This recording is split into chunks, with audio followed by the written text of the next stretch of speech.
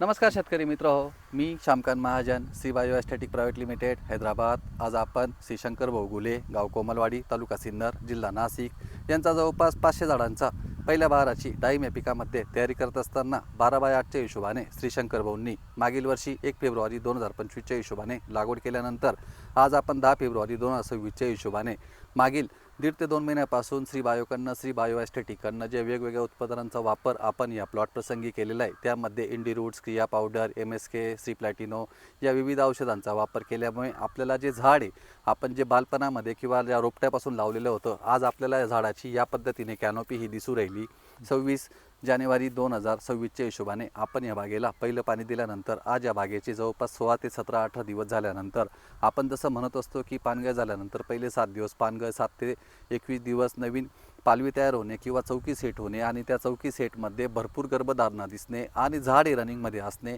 तर त्यासाठी आपण रेस्ट बहारामध्ये ज्या ज्या फवारणी आवश्यक होत्या त्या संपूर्ण श्री शंकर भाऊंनी घेतलेली आहे। तर आपण शंकर भाऊंचा अनुभव विचारू की आपल्याला उत्पादनांचा आणि जे कॉम्बिनेशन्स आपण देतोय त्याचे रिझल्ट कसे वाटले।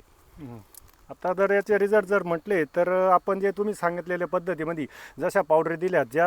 त्याच पद्धतीमध्ये त्या पावडर दिल्यामुळे त्याचा एवढा बेनिफिट आला की आपली कॅनॉपी पण कमी निघाली आणि आज 16वा 17वा दिवस आहे, तर त्याच्यामध्ये आपली जी मादीचं प्रमाण आहे ते कमीत कमी आपल्या 30 ते 40% दिसू राहिलं। एवढ्या लवकर कुठल्याही स्टेज आजपर्यंत मी माझे पहिले 10 वर्षापूर्वी माझ्याकडं 10 वर्ष डाळिंब होते माझ्याकडं, तेव्हा पण अशी स्टेज नव्हती। तर आज तुमचे जे प्रॉडक्ट वापरले त्याचे रिझल्ट खूप चांगले आणि उत्तम पद्धतीचे आलेले आहे। तुमच्या ज्या पावडरच्या ज्या सिस्टम आहे त्या पण आज मी काल परवा जो तुम्ही स्प्रे दिला त्या स्प्रेचा सुपट खूप चांगला रिझल्ट आलेला आहे। आपण कोणकोणते प्रोडक्ट वापरले श्री बायोकडनं? श्री बायोकडनं आपण तुम्ही जे सांगितलेले जेवढे होते तर तेवढे पण प्रॉडक्ट आपण घेतलेले आहे। तुम्ही जी पद्धत सांगितली तुमच्या वेळापत्रकानुसारच आपण काम केलेलं आहे।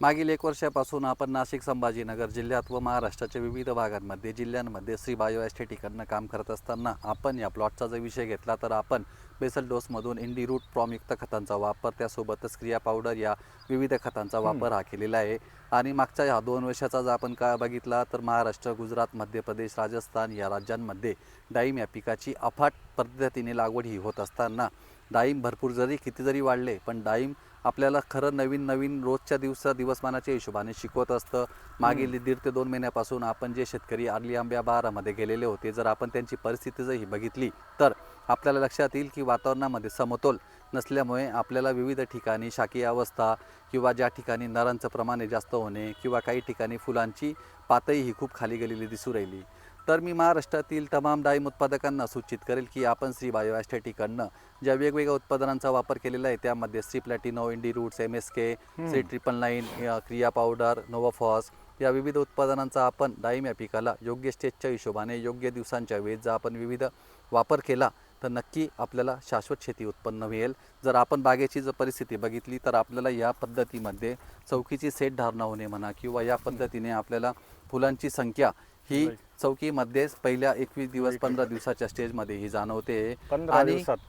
अशा स्टेजमध्ये आपल्याला प्रकृतीची साथ होणे खूप गरजेचं आहे। मागील 1-8 दिवसापासून आपण जर बघितलं तर सूर्यप्रकाश हा 2 ते 3 दिवसापासून अतिशय चांगल्या पद्धतीने मिळाल्यामुळे आपल्याला ज्या हिशोबाने सूर्यप्रकाश आणि हवा या 2 गोष्टींची नैसर्गिक पद्धतीने गरज असते, काडी ही शेकली गेली पाहिजे असं म्हणतात, त्यावेळी चौकीतून गर्भधारणा ही चांगली होत असते आणि त्या वातावरणाच्या हिशोबाने आपण योग्य वेळेस योग्य स्टेजच्या हिशोबाने जर प्रोडक्ट वापर केला तर नक्की आपल्याला अपेक्षित स्टेज मिळून आपल्याला प्लॉट हा सेटिंगमध्ये रूपांतरण होईल व त्यानंतर 100% माल आपला मार्केटमध्ये यशस्वी होईल असे मी शेतकरी बांधवांना सूचित करेन। आभारी। नमस्कार।